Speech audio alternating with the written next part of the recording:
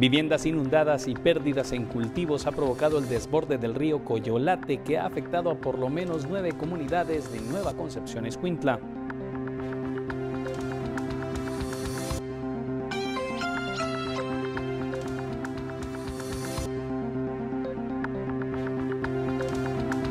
En el Palmarcito Chiquimula, un hombre y sus 2 hijos fueron atacados a balazos. Los afectados regresaban de celebrar a la Virgen de Fátima en una iglesia de la región.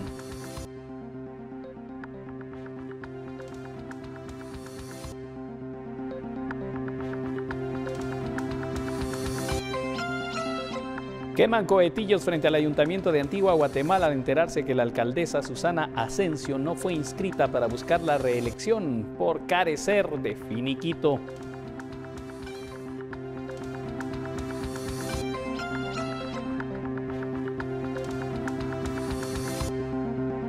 Candidatos a la alcaldía de 5 municipios de Quiché firmaron un pacto de no agresión durante la campaña electoral y también para el día de las elecciones.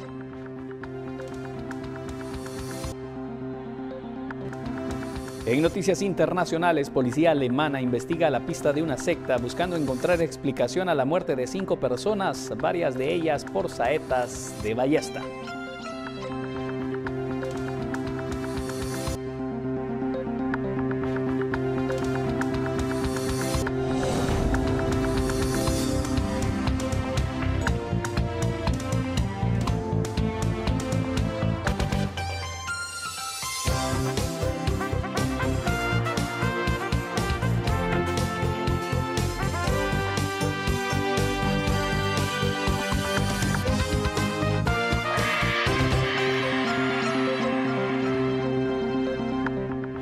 ¿Qué tal? Muy buenas tardes, bienvenidos a esta emisión de Noticiero Guatevisión cuando son las 18:03 en el territorio guatemalteco. Gracias por continuar en sintonía de Canal Guatevisión y ahora le pondremos al tanto de las noticias.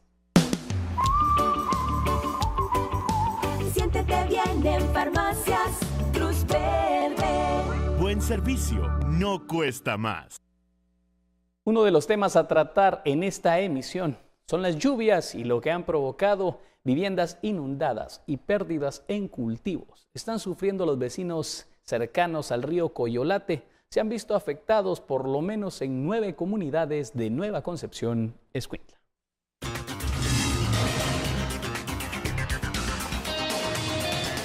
Los afectados aseguran que este problema lo sufren todos los años y aunque el presidente Jimmy Morales les ofreció apoyo para reforzar la borda del afluente, esto solo quedó en una promesa. Vino, lo que hizo fue venir a dar una bolsita de víveres por allá en una casa al señor presidente y no fue quien fue a ver el defecto del río, él pasó solo en el carro, en la calle, y eso no tiene que ser así, él tenía que venir a ver cómo estaba todo esto, lo que sufrimos nosotros cada año. Debido a esta inundación, los pobladores empiezan a reportar pérdidas en los cultivos.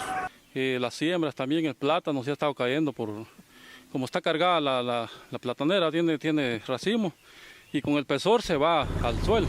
Tanto gobierno que ha estado y ninguno ha hecho nada. Este que está ahorita pues vino y dijo que iba a arreglar, pero la verdad que no hizo nada pues. Por 4 boquetes que se formaron el Coyolate se desbordó, lo que se habría evitado si las bordas hubieran sido reforzadas en el verano, aseguran los afectados. Fuimos con el gobierno central para que los ayudara, ¿verdad? A tapar lo que son los boquetes, porque ahí son los boquetes los que están abiertos. Ojalá que tomen mano en el asunto con red también para que se dé cuenta cómo está de lleno aquí ahorita. Por una Guatemala en paz, Carlos Paredes, Noticiero Guatevisión. Y el puente colgante que comunica a 6 comunidades del área rural con la cabecera de Zacapa corre el riesgo de colapsar. Los daños causados por las lluvias y por los vientos del pasado fin de semana afectaron este puente metálico.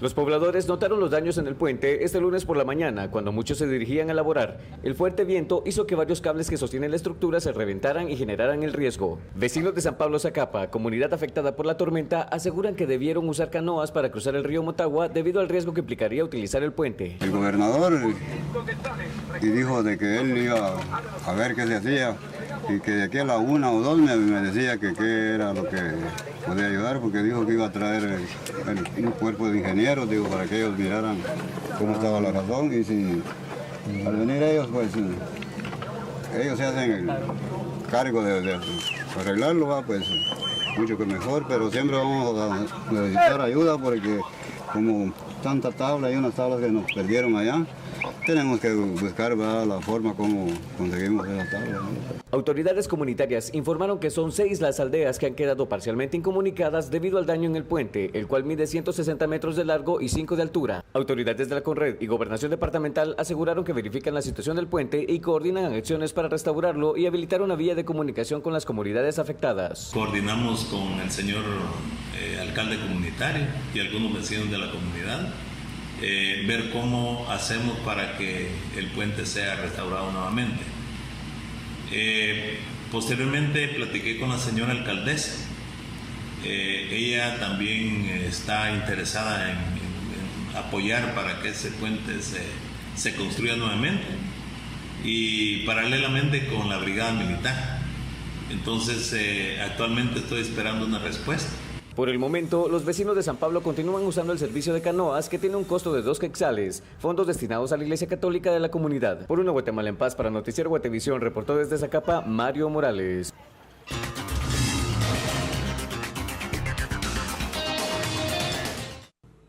Y Felipe Antonio Carranza Súchite, de 38 años, y sus hijos Olvin y Felipe Carranza, de 18 y 16, fueron atacados a balazos por un grupo de hombres que se ocultaba entre la maleza. El hecho ocurrió en el Palmarcito Chiquimula, cuando la familia regresaba de la celebración de la Virgen de Fátima en una iglesia de la región. El padre y su hijo Olvin murieron en el lugar, mientras que Felipe logró escapar y pedir ayuda a los vecinos, quienes alertaron a los bomberos. El menor fue internado en un hospital de la ciudad. Los familiares de las víctimas indicaron a las autoridades que el ataque puede estar ligado a problemas de tierras y están solicitando medidas de seguridad para la familia, pues temen represalias.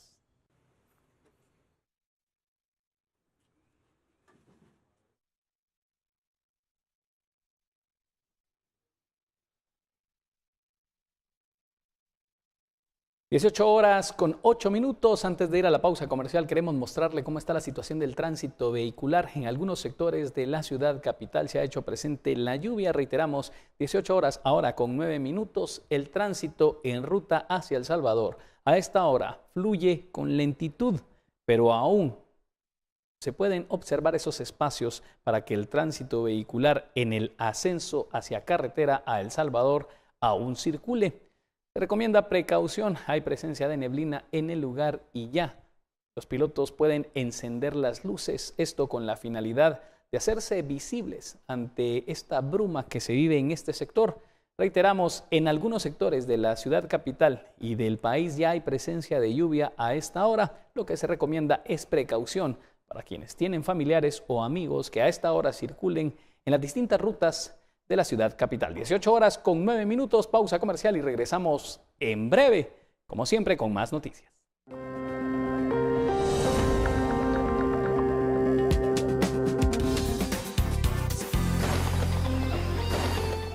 ¿Qué tal están? Muy buenas tardes. A continuación les comparto las condiciones del clima para el día de hoy, martes 14 de mayo, y prevalece el ambiente cálido por la mañana con un ambiente brumoso. Esto asociado por el ingreso de humedad de ambos litorales del Atlántico y del Pacífico. Así que para esta semana se pronostican lluvias acompañadas de tormentas eléctricas para las regiones de la costa sur y el oriente, cielos parcialmente nublados por la mañana, pero para esta tarde y al iniciar la noche se pronostican lluvias acompañadas de tormentas eléctricas. Y para los departamentos ubicados en la meseta central, las mismas condiciones de lluvias con posibilidad de descargas eléctricas, y el occidente, tormentas severas con posibilidad de caída de granizo. Más adelante concluimos con esta información.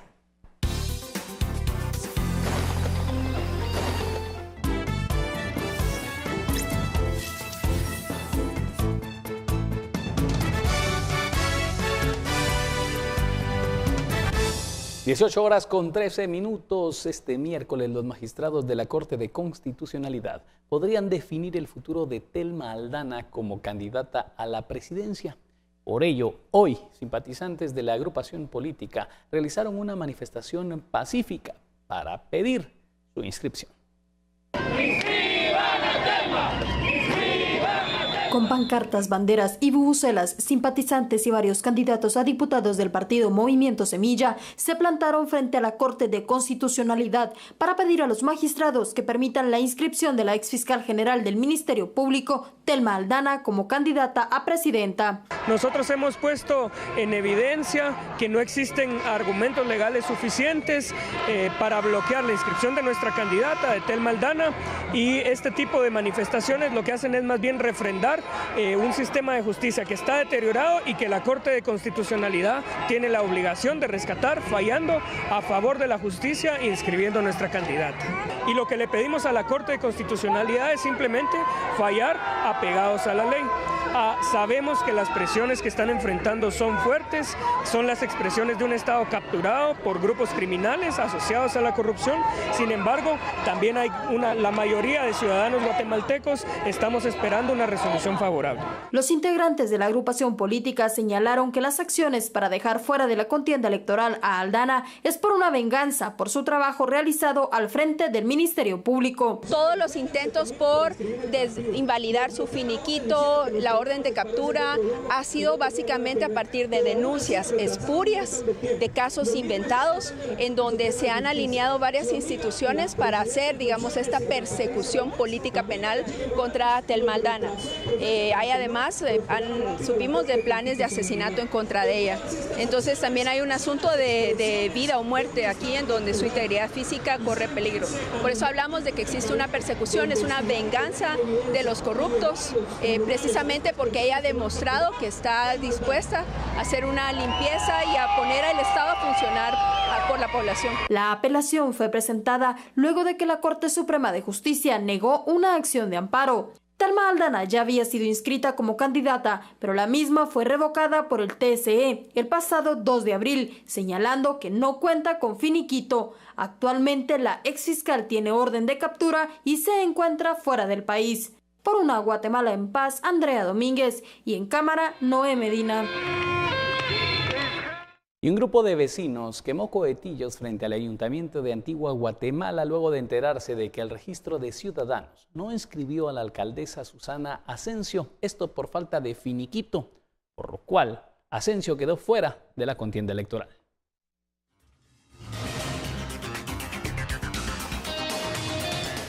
La jefa edil buscaba la reelección con el partido Unión del Cambio Nacional, pero el registro de ciudadanos rechazó su inscripción por falta de finiquito, lo que condujo a que un grupo de antigüeños lo celebrara con quema de cohetillos.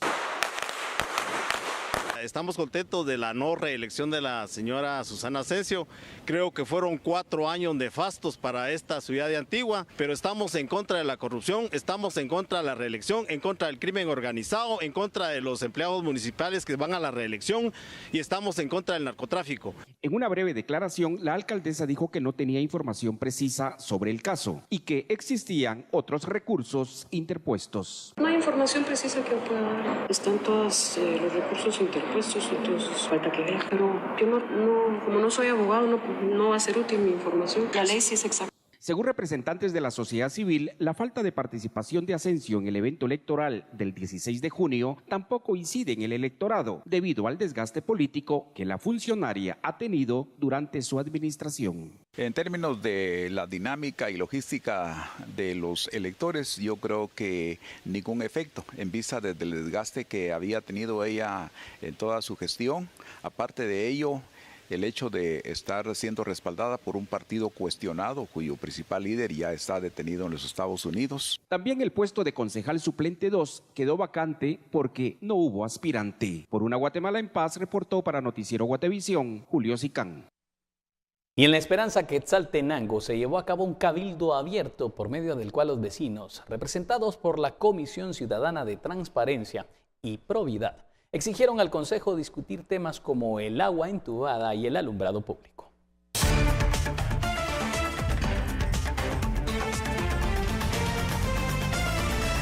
Durante 3 horas, los vecinos plantearon al Consejo sus problemas relacionados con la falta de agua entubada y la instalación de postes por parte de una empresa telefónica. Y qué bueno que ahí le van a descontar a uno porque no hay agua. Siempre tiene que estar pagando uno, haya o no haya agua, ¿verdad?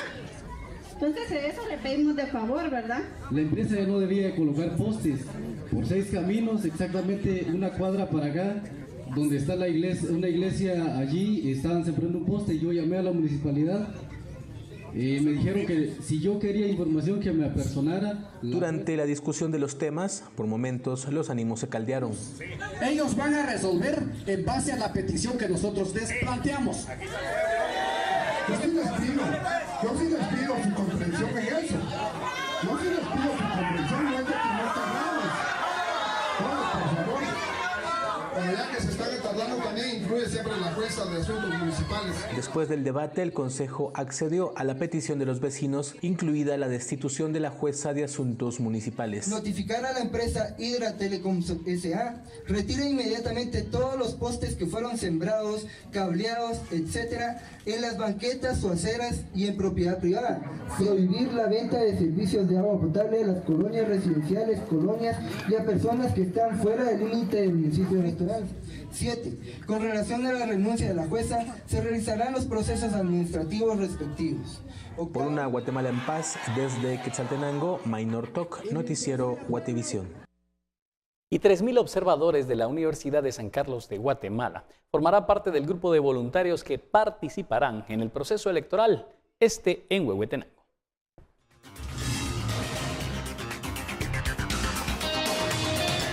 La participación de jóvenes es una fortaleza que se espera le dé mayor transparencia y credibilidad a las elecciones, pues dedicar su tiempo como voluntarios es un acto que reafirma la democracia del país. En su tercera oportunidad se conforma el grupo de observadores universitarios, que nuevamente la Universidad de San Carlos apoya un proceso electoral, ¿verdad?, en cumplimiento al mandato constitucional que está específicamente en el artículo 136, que es velar por la libertad y efectividad del voto. Los voluntarios pasaron por procesos de formación para tener claro el rol que deben jugar en el proceso de observación.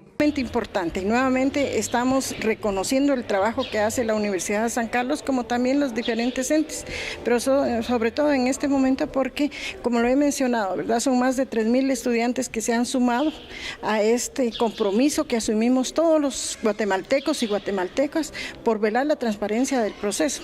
El director de la sede de la Universidad de San Carlos en Huehuetenango afirma que la USAC tiene un compromiso con el país. De ninguna remuneración de ningún tipo, no tenemos reconocimiento más que nuestro compromiso cívico, ¿verdad? Ese compromiso que pues hubiéramos querido muchos más observadores, ¿verdad?, como Punarok, que ser el número 1. Sin embargo, pues ustedes son muy importantes. Este grupo de observadores se sumará a otros voluntarios de varias organizaciones como Mirador Electoral. Por una Guatemala en paz, reporta May Castillo, Noticiero Guatevisión. Y autoridades de la Junta Electoral Departamental y del Centro Universitario de Occidente de Quetzaltenango juramentaron a los estudiantes que serán observadores electorales en los comicios de este año.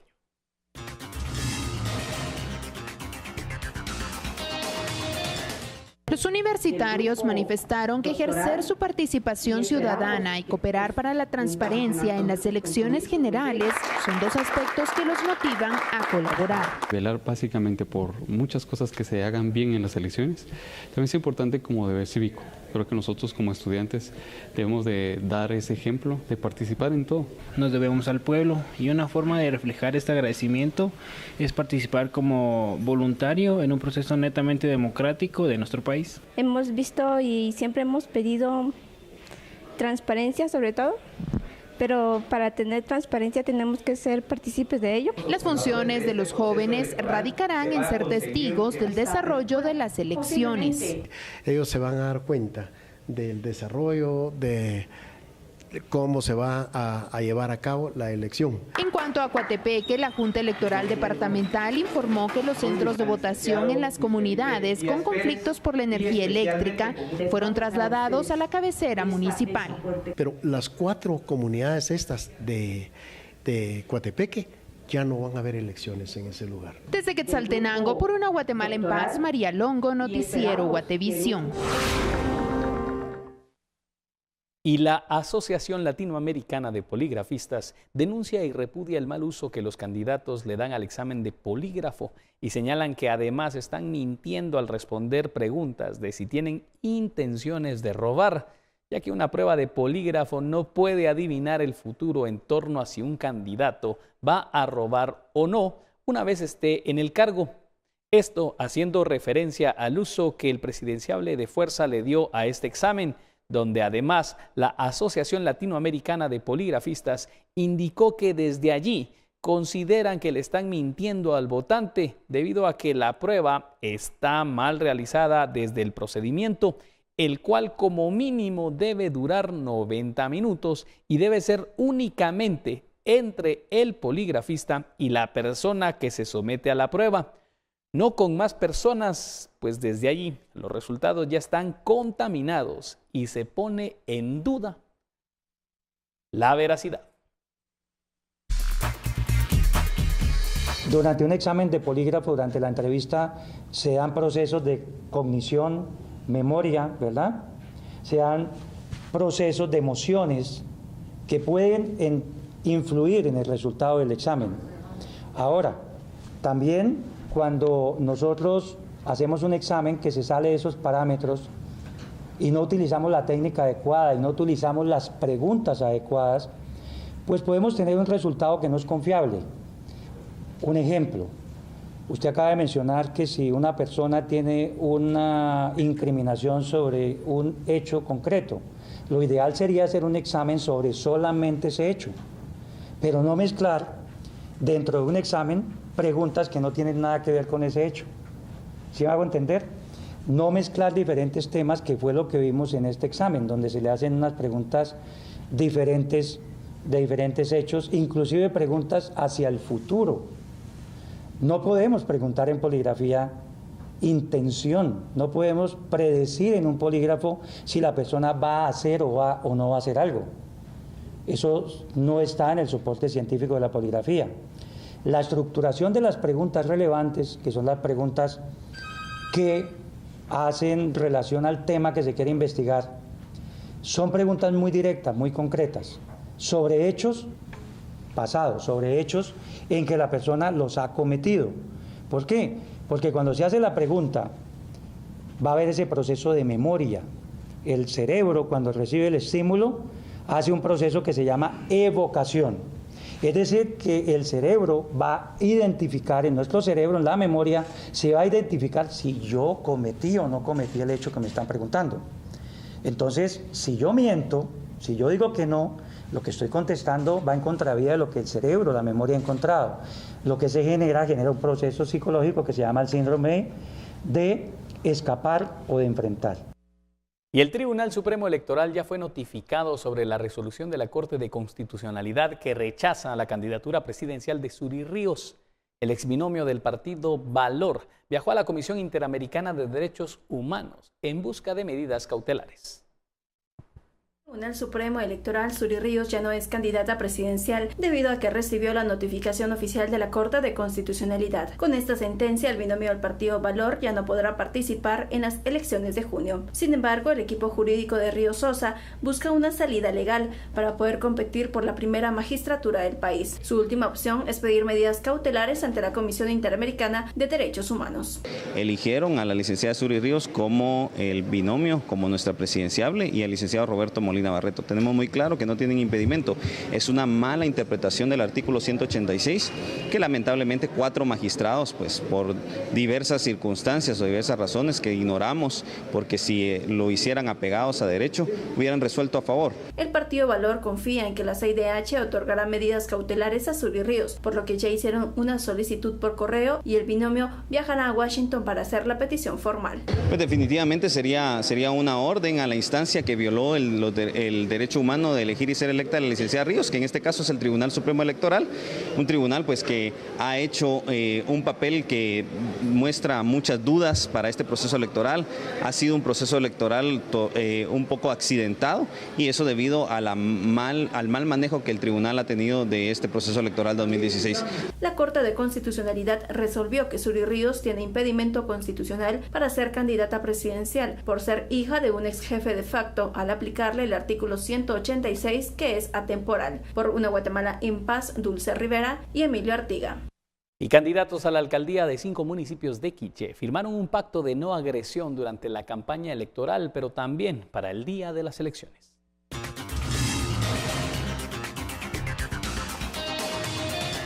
Los candidatos a puestos de elección popular de 5 municipios de Quiché firmaron un documento por medio del cual se comprometieron a no agredirse durante el proceso electoral. En la actividad no se observó a los candidatos de Joyabaj, Nebaj, Chajul, Uspantán y Chicamán, donde se reportaron enfrentamientos en las elecciones hace 4 años. El día de hoy tuvimos a bien convocar a los candidatos alcaldes de los municipios de Santa Cruz del Quiché, Patzité, San Antonio Ilotenango, San Pedro Jocopilas, Chichicastenango, entre otros que son los más cercanos, con el objeto de poder firmar el pacto de no agresión o un pacto de caballeros que el día de hoy se realizó y que fue el evento principal de esta actividad. Varios de los candidatos a alcalde de los municipios convocados no llegaron porque el Tribunal Supremo Electoral aún no les ha notificado de la confirmación de su participación, ya que algunas solicitudes fueron revocadas y les colocaron previos. A raíz de eso de que hay algunos recursos interpuestos contra algunas candidaturas, tanto de diputaciones como de corporaciones municipales. Esperamos nosotros, no les aseguro que la otra semana tengamos ya toda la información concerniente a este caso. Por una Guatemala en paz, Héctor Cordero.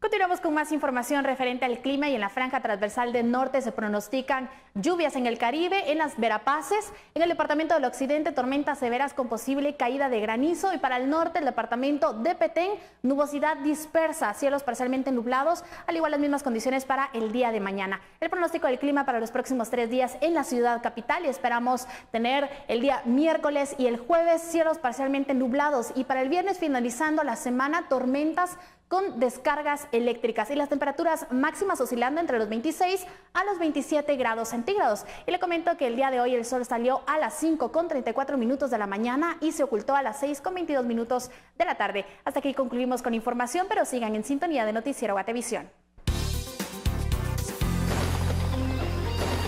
Y el sector privado se manifestó en relación a la resolución de la Corte de Constitucionalidad de dejar fuera de la contienda electoral a Suri Ríos. El sector privado pide imparcialidad. Imparcialidad y certeza es lo que piden los miembros del sector privado a casi un mes de las elecciones. Juan Carlos Teffel se pronunció al respecto de la resolución de la Corte de Constitucionalidad al dejar fuera de la contienda electoral a Suri Ríos. Nosotros siempre hemos dicho que las decisiones de la Corte hay que acatarlas, nosotros mismos hemos dicho en diferentes temas. Ahorita lo que toca es analizar la sentencia, no hemos visto la sentencia, sin embargo sabemos que la Corte de Constitucionalidad normalmente tiene que jurídicamente sostenerlo. Lo que pedimos es que esta resolución, ojalá esperemos que haya sido un tema jurídico y no político. La candidata Ríos le queda todavía la opción de ir a recurrir a otras instancias internacionales de derechos humanos, veremos qué hará ella. Lo importante es que en este proceso electoral las cosas sean apegadas a derecho, los procesos se lleven y no se juegue con un tinte político o ideológico las diferentes resoluciones. Teffel dijo que es importante que se resuelvan los casos lo más rápido posible para tener certeza de quiénes serán los candidatos en las próximas elecciones a realizarse el 16 de junio. Tenemos que tener la certeza de quién va a correr y quién no va a correr. El Tribunal Supremo Electoral tiene que mostrar imparcialidad con todos los candidatos, igual las diferentes cortes, y tienen que resolver apegado a derecho y no hacia una ideología o hacia una afinidad política. Por una Guatemala en paz, Paula Osaeta, Carlos Hernández y Juan Diego González. Y CACIF, ante los problemas que han surgido en la transmisión de importaciones, exportaciones y tránsitos por la implementación de la DUCA, se pronunció afirmando que ellos, como grupo, lo habían advertido. Juan Carlos Teffel, presidente de CACIF, dijo que el sector privado en varias ocasiones mencionó que antes de la implementación de la Declaración Única Centroamericana DUCA se tenía que arreglar cualquier inconveniente a través de los links de pruebas habilitadas, pero no se hicieron. Dichas advertencias no se tomaron en cuenta y como resultado se impactó gravemente en el comercio internacional no solamente guatemaltecos, sino centroamericanos. Entre los inconvenientes se registran sistemas de aduanas no homologados y por lo tanto carentes de intercomunicación. Plataforma de la SIECA no funcionó correctamente al momento de la implementación y hubo usuarios, ya que hubo usuarios de Centroamérica que no tuvieron acceso a la misma. Según datos dados por CACIF, se estima que alrededor de 48,000 transacciones diarias fueron perjudicadas entre exportaciones e importaciones, mientras que 3.366 millones de quetzales en comercio internacional se vieron afectados. La situación generó un impacto negativo en la Superintendencia de Administración Tributaria en impuestos no recaudados. Ante esto, los miembros del CACIF solicitan que el plan de contingencia permanezca hasta que la DUCA funcione al 100%. Que desde las distintas instituciones asuman la responsabilidad que les corresponde en esta crisis ocasionada y que tomen acciones de forma inmediata para restablecer el proceso del comercio internacional. Que el proceso de implementación de medidas de facilitación de comercio se realice de forma gradual, que considere todos los ámbitos. La paralización del comercio internacional provoca pérdidas millonarias, resta competitividad al país y a la región centroamericana y tiene un impacto fuerte en la población general. Hasta el momento están evaluando el daño económico causado, pero en el caso del sector de plantas ornamentales, que su mayor mercado de exportación es Estados Unidos, donde exportarían las rosas para el Día de la Madre celebrado ayer en ese país, los aviones se fueron vacíos. Esto quiere decir que son pérdidas del 100%. El azúcar, banano, cardamomo, textiles y manufactura fueron también afectados. Por Una Guatemala en Paz, Paula Osaeta, Carlos Hernández y Juan Diego González. Y cualquier día es propicio para hablar sobre la enfermedad de Parkinson, un padecimiento que provoca movimientos involuntarios en diferentes partes del cuerpo. Conozcamos más en la siguiente nota.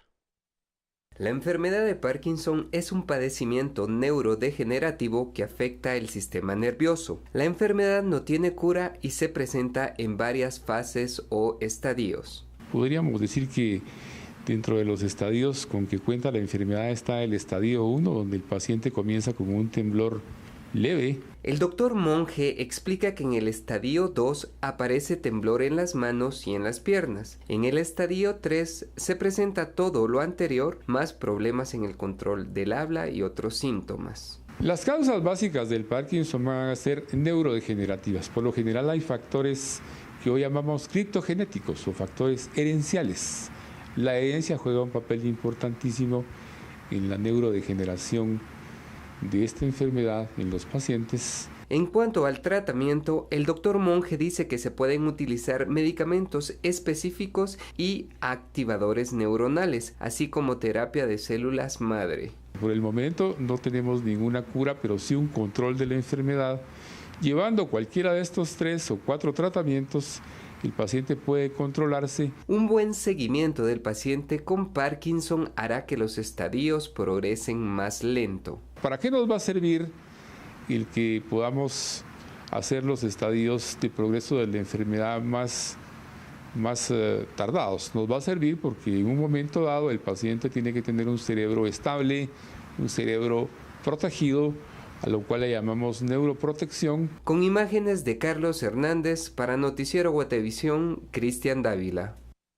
Y en las conclusiones del juicio que la CICIG está solicitando penas contra 10 sindicados, esto en el proceso conocido como Génesis, donde se señala a por lo menos estas 10 personas de usurpar propiedades en el departamento de Petén. Walter Obdulio Mendoza Mata es uno de los sindicados. La Comisión Internacional contra la Impunidad en Guatemala solicitó penas entre 2 y 26 años de prisión en contra de 10 sindicados en el caso Génesis, por los delitos como asociación ilícita, lavado de dinero y usurpación agravada. La solicitud se une a la que ya había realizado la Fiscalía Especial contra la Impunidad, que requirió condenas en contra de los sindicados el pasado 9 de mayo, señalados de despojo de tierras en Petén. Al concluir la CICIG, la defensa de Gustavo Adolfo Ramírez Ortiz pidió ante el Tribunal de Mayor Riesgo B que emita una sentencia de carácter absolutoria. Gustavo Adolfo Ramírez Ortiz recibió, según la Intendencia de Verificación Especial, transacciones sospechosas, con depósitos de 8 cheques de caja en dólares. La estructura es señalada de la adquisición de las 28 fincas y que posteriormente fueron vendidas. El tribunal escuchará también las conclusiones de las 9 personas acusadas. El pasado jueves, la FESI solicitó una condena de 22 años de cárcel para el presunto cabecilla de la organización, Walder Obdulio Mendoza Mata, y que se le imponga una multa de 2.690.000 quetzales. Las penas solicitadas son entre 2 a 26 años de cárcel. Por Una Guatemala en Paz, Suseli Contreras y Juan Carlos Pérez. Y la Sala Segunda de Apelaciones revocó el amparo otorgado al decano de la Facultad de Derecho de la Universidad de San Carlos de Guatemala, Gustavo Bonilla, y le ordenó que se presente al juzgado de primera declaración programado para este jueves por el caso que también involucra a la exfiscal general Telma Aldana. Bonilla también presentó en la Sala Primera una exhibición personal por estar enfermo. Sin embargo, ayer participó en la juramentación de más de 3.400 observadores. Estos observadores de la Universidad de San Carlos de Guatemala. Ahora la audiencia podría quedar suspendida porque Bonilla presentó una apelación en la Corte de Constitucionalidad.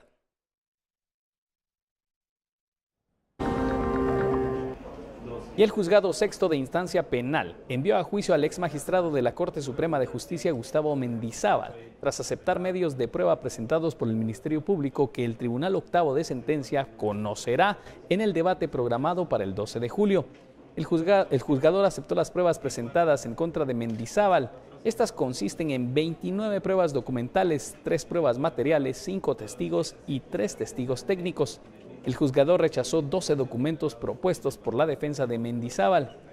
De acuerdo con la investigación del Ministerio Público y la Comisión Internacional contra la Impunidad en Guatemala, el ex magistrado Gustavo Mendizábal procuró influir en miembros de la Corte Suprema de Justicia para revocar la decisión del Tribunal Supremo Electoral de inscribir a Roxana Valdetti como secretaria general del Partido Patriota.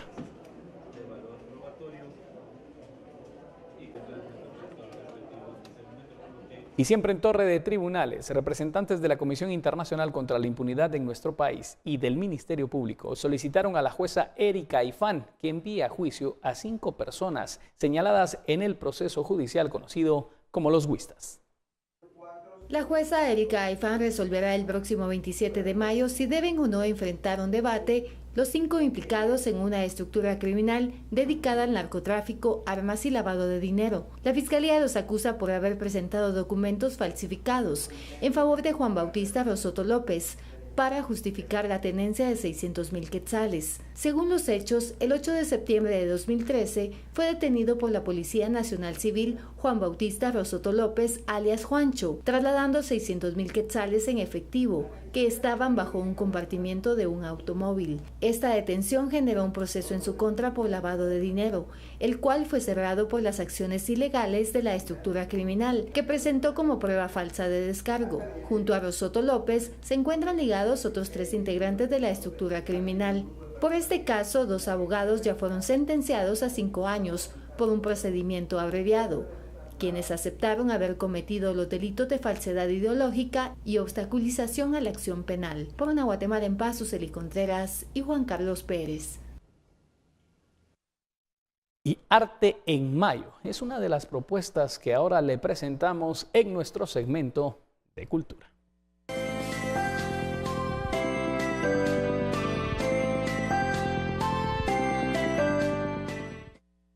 Hola Renato, gracias a ti porque siempre estás anuente a apoyar nuestros eventos de arte. Te comento que son 21 años de Arte en Mayo y este año tenemos, como otros años, temáticas que vienen desde un pensamiento muy abierto de parte de los artistas, porque nos interesa mucho que ellos puedan, a través de una colectiva, una convocatoria que se abre tanto para artistas tradicionales como para artistas que nunca han participado en un evento, que puedan sentirse libres de poder expresarse en las diferentes técnicas, categorías que quieran. Siempre los eventos que realizamos son muy participativos. Tomamos en cuenta mucho la relación que tenga el artista con el espectador. Arte en Mayo es una fiesta de arte, ¿verdad? Cultural, entonces tenemos la idea de que los coleccionistas, artistas, amantes del arte, amigos, puedan venir y se encuentren con una diversidad de piezas, esculturas, pinturas, grabados. Tanto en Galería Zona 14 como en el Espacio Cultural Paseo Cayalá tendremos recorridos y visitas guiadas acompañadas por artistas. La inauguración es este 15 de mayo, así que todos invitados para que el próximo miércoles puedan estar acá a las 7:30 de la noche. La entrada es libre como a todos los eventos y estaremos con ustedes hasta el 29 de junio. Renato Martínez, regreso al set principal.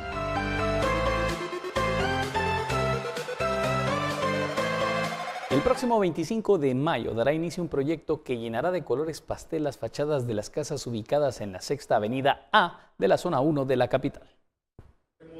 Con el objetivo de revitalizar las calles de la Sexta Avenida A de la zona 1, la comuna capitalina promueve la actividad Pintando la Sexta A, en donde se espera pintar la fachada de las casas y edificios de este sector el próximo 25 de mayo. El sábado 25 de mayo es una buena oportunidad para hacer un trabajo voluntario por nuestra ciudad.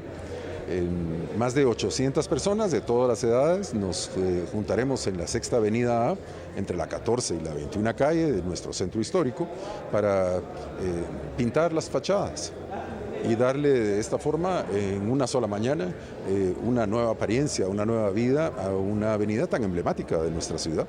Ahora vamos a trabajar el tramo que va desde enfrente de la municipalidad, la 21 calle, hasta el Palacio de Gobernación en la 14 calle. Tendremos apoyo de la PMT, el apoyo de la Policía Municipal y también el apoyo de los bomberos municipales.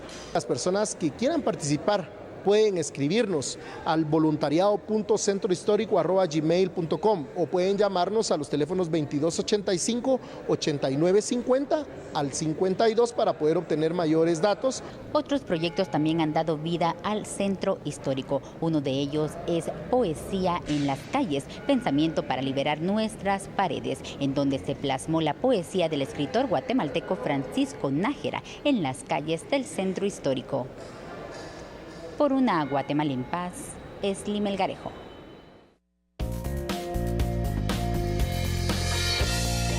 Y la policía alemana investiga la pista de una secta para explicar la misteriosa muerte de 5 personas, varias de ellas por saetas de ballesta.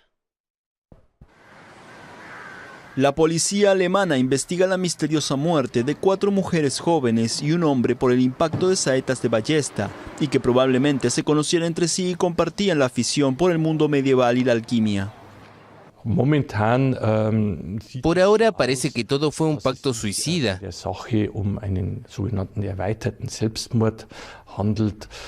¿A quién pasó? No tenemos indicios de que otra persona esté involucrada.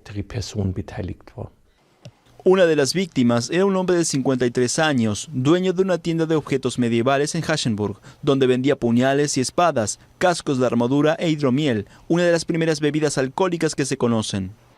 Los investigadores están registrando además 2 lugares en particular. El primero es un albergue en Passau, donde este fin de semana se encontraron 3 cadáveres con saetas clavadas en el cuerpo. Y el otro lugar, situado a 600 kilómetros, es el apartamento de una de las 3 víctimas del albergue, donde el lunes se encontraron los cadáveres de 2 mujeres.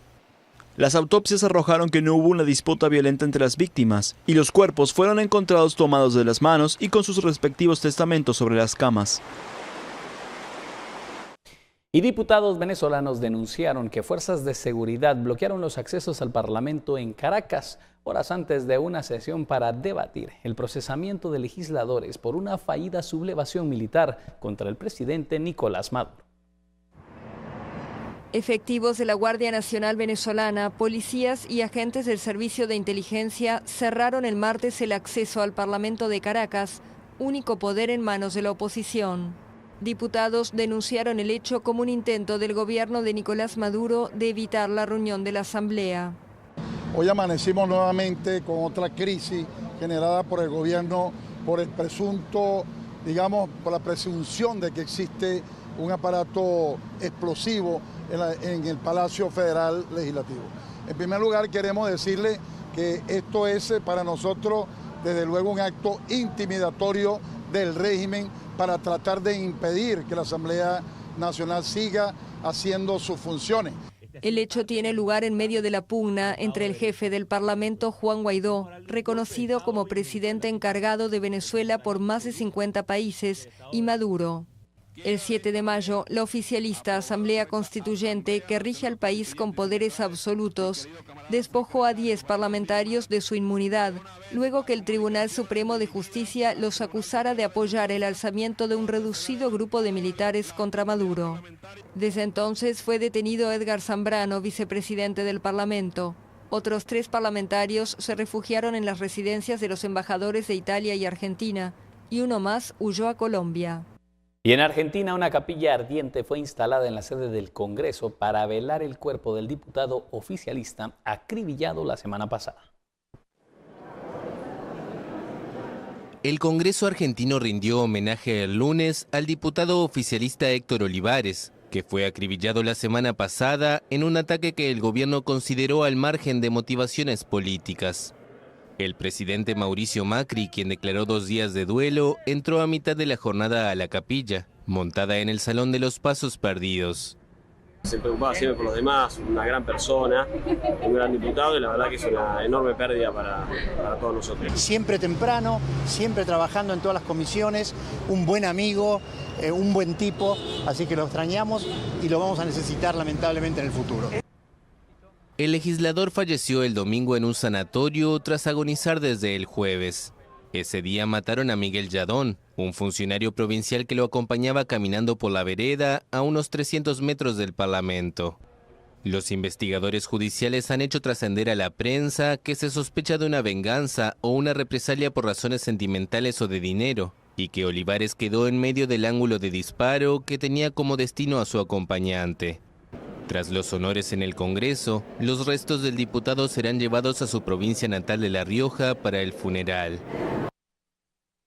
Y en la noticia al cierre, organizaciones de jóvenes solicitaron al registro de ciudadanos revocar la candidatura de 100 personas que se postularon como diputados por tener posibles impedimentos. Primero Guatemala, Jóvenes por Guatemala y Guatemala Visible entregaron al registro de ciudadanos un listado con 100 nombres de candidatos a diputados que presuntamente son contratistas del Estado y que tendrían impedimento para participar en las elecciones. La solicitud es que se les revoque la candidatura. Este es un trabajo ciudadano que hemos utilizado, pues el portal de información pública que es Guatecompras. Es en continuación de lo que hemos estado haciendo desde ya hace varios años, y la última palabra la tiene el registro de ciudadanos. Nosotros pues estamos haciendo este trabajo como ciudadanos comprometidos y esperaríamos que el resultado de todo esto sea que muchos de estos candidatos queden afuera porque no están cumpliendo con la ley. Según los integrantes de las organizaciones, si estas personas participan y llegan al Congreso, tendrían conflicto de interés, porque algunas empresas que representan prestan servicios al Estado. Pudimos identificar varios casos que nos llamaban mucho la atención, casos en los cuales hay personas que todavía tienen contratos durante el 2019 prestando servicios para distintas entidades del Estado, desde municipalidades y demás, hasta personas que son representantes legales de empresas que proveen obras a municipalidades del país. Creemos que el Tribunal Supremo Electoral, a través del registro de ciudadanos, tiene que evaluar minuciosamente aquellas personas que podrían tener un conflicto de interés al momento de ser diputados, ya que también son representantes legales y pueden estar recibiendo contratos del Estado para obras públicas o para servicios. Este es un segundo listado que organizaciones entregaron, con lo que suman 130 candidatos a diputados con posible impedimento. Por Una Guatemala en Paz, Dulce Rivera y Emilio Artiga. Y para finalizar esta emisión los dejamos con imágenes de nuestra Guatemala y su riqueza gastronómica. Con permiso, muy buenas noches.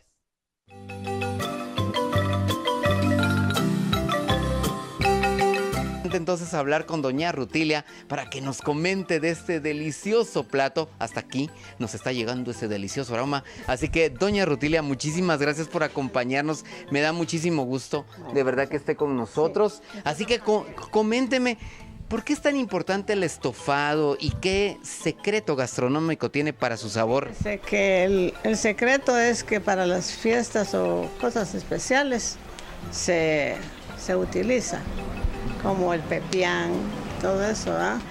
Pero el estofado es para las fiestas especiales. Se da con ensaladas, se da con curtidos, se da con lo que quieran.